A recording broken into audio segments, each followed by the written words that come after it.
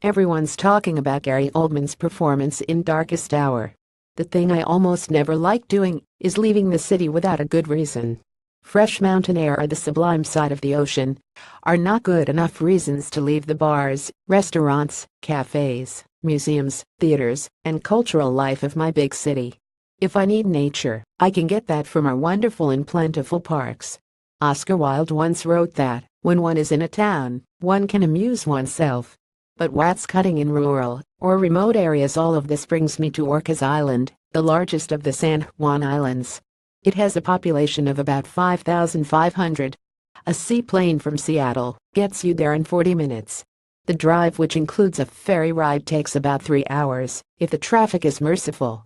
Because the place is outside of my comfort zone, I have never found a good reason to visit it.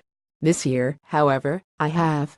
It's the 4th annual Orcas Island Film Festival, October '69. And I'm not going there simply because there's a festival. There are plenty of festivals in other rural or remote places, but for the specific films in this year's festival. They are the creme de la creme of the first-year festival circuit. Many of these films will end up in our city's theaters. A few were screened at SIFF.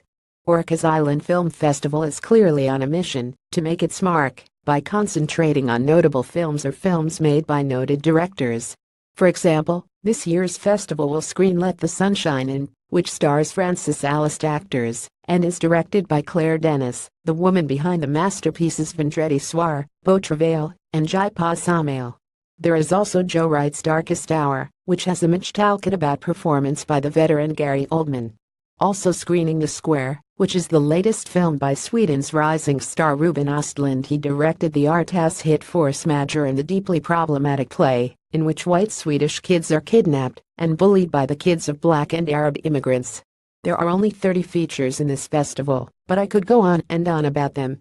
Winnie is a long, deep study of Nelson Mandela's first wife.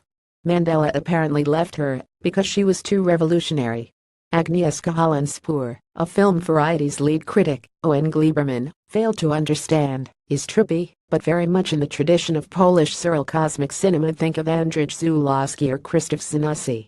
And if you missed local director S.J. Chiro's Lane 1974 and want to catch it on the big screen, you can fly drive to this island. As soon as I arrive there, I will find a bar and then head to the theater. If I see the waters that surround Orcas, it will not be by design.